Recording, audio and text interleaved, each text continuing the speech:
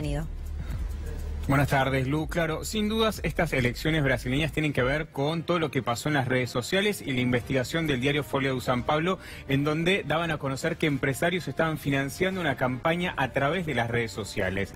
Y a partir de ahí pudimos conocer que hubo un gran impacto en la polarización de Brasil. La frase "abandoné el grupo de WhatsApp de mi familia por las discusiones, por las peleas", se empezó a incrementar en Brasil y a partir de ahí se conocieron datos sobre la investigación de los empresarios y cómo se financió esta campaña a través de las redes sociales. Vamos a ver algunos de estos datos de la campaña 3.0 de Bolsonaro. En principio, y es muy importante el dato a tener en cuenta, los múltiples grupos de WhatsApp con 256 personas cada uno. Esto significa que utilizaron una de las redes sociales que es WhatsApp, que es muy fácil esparcir noticias porque no tienen tantos controles. De 20.000 a 60.000 personas alcanzadas por cada envío. Es impresionante cómo se formó esta campaña y hay que decir, y lo estamos viendo en el último punto, hablamos de contratos millonarios, ¿no? Porque para este tipo de campañas se necesita mucho dinero. 120 millones, hicimos la conversión de los reales para este tipo de campañas. A ver, lo que terminó esta investigación es con que el Tribunal Supremo Electoral abrió una investigación, pero Jair Bolsonaro es el presidente de Brasil, ¿no? Mauro, vos venís mencionando ya hace algunos días lo de la campaña principalmente por WhatsApp. ¿Cómo es en el plano de ejecución? ¿Cómo es este sistema de la penetración en el WhatsApp en un mundo tan utilizado por muchos brasileños? Bueno, justamente lo que utilizaron fueron los grupos de WhatsApp. Enviaban a través de muchos grupos de WhatsApp, e incluso no se sabe exactamente cómo es la tecnología que se implementó, ¿no? Pero a través de estos grupos enviaban noticias falsas y a partir de ahí utilizaban lo que se conoce como la viralización, ¿no? Compartir esas noticias en grupos de Brasil y justamente tiene que ver con la siguiente placa. Brasil es el segundo país del mundo con más usuarios en todo el mundo, por lo cual utilizaron un territorio que sabían que... Relacionado con la cantidad de habitantes, ¿no? Que también eso hace que... Exacto, obviamente. Mientras veamos la placa que pedía Mauro, que mientras tanto le quiero hacer una pregunta para no anticiparme si va a contar algo en alguna otra,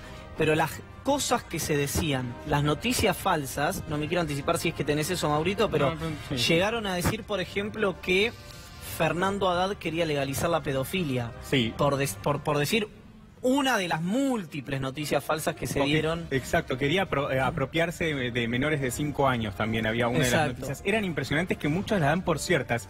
Este dato es muy bueno porque dice 6 de cada 10 brasileños daba por cierta una noticia falsa, ¿no? Y ahí vemos que Brasil es el segundo país con más usuarios de todo el mundo. Hay algo que es antipático decir lo que voy a decir, pero como no vivo en el Brasil, lo puedo decir, pero también lo podría decir acá en la Argentina, que es... En Estados Unidos se habló mucho de eso en cuanto al triunfo de Trump, también de, creo que era en Macedonia, servidores alojados en Macedonia que enviaban múltiples estímulos de noticias falsas a los Estados Unidos, a la web quiero decir, pero fundamentalmente con el microtargeting ahí puntualizado en los Estados Unidos. Pero no por WhatsApp, ¿no? No, en ese caso era Facebook, fundamentalmente. Acá en Argentina se habló lo mismo, vía Cambridge Analytica, y todo ese escándalo que quedó medio tapado. Y en el Brasil con WhatsApp. Mientras tanto, los candidatos que dan esas noticias falsas ganan. Y las oposiciones las denuncian. Tal vez es hora, se me ocurre, que las oposiciones o los esquemas que no son de utilizar esto porque son de mejores armas, empiecen a dejar la cuestión moral de lado y empiecen a hacer la misma campaña sucia que hacen estas estructuras. Porque si no... Hay un campeonato moral que gana el PT, que gana Hillary, o que gana acá en su momento el peronismo, pero quienes gobiernan y quienes tienen los fierros del Estado son otros. Sí, es triste, igual, sí. Y te digo un dato que seguramente lo habrán analizado. El de WhatsApp evidentemente es el de mayor penetración y de manera mucho más directa, porque en general son textos cortos, abreviados, y donde además es tanto el tiempo que las personas que utilizan WhatsApp pasan mirando el WhatsApp que lo lees. Sí, por supuesto. En Facebook, digamos, fue muy efectivo, pero podés omitir esa información en el WhatsApp. Inevitablemente lo lees. Y además en Brasil el 44% del electorado utiliza WhatsApp para informarse, el 44%.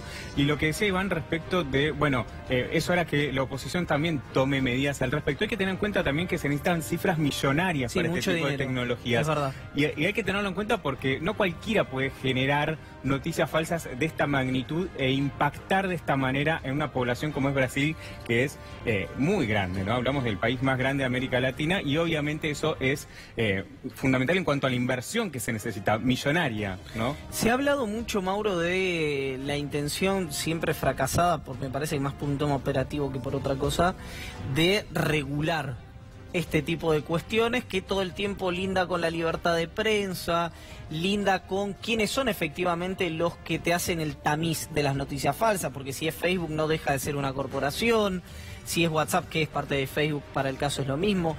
¿Estás al tanto si hay alguna iniciativa en este sentido? Bueno, cuando se dio el escándalo de Cambridge Analytica, la regulación de los estados era algo que se empieza a debatir. E incluso el propio Mark Zuckerberg dijo, me parece que es necesario algún tipo de regulación al respecto, ¿no? Dejó la puerta abierta de que, se empiece a involucrar los gobiernos, no solo en Facebook, sino también en WhatsApp y en Instagram.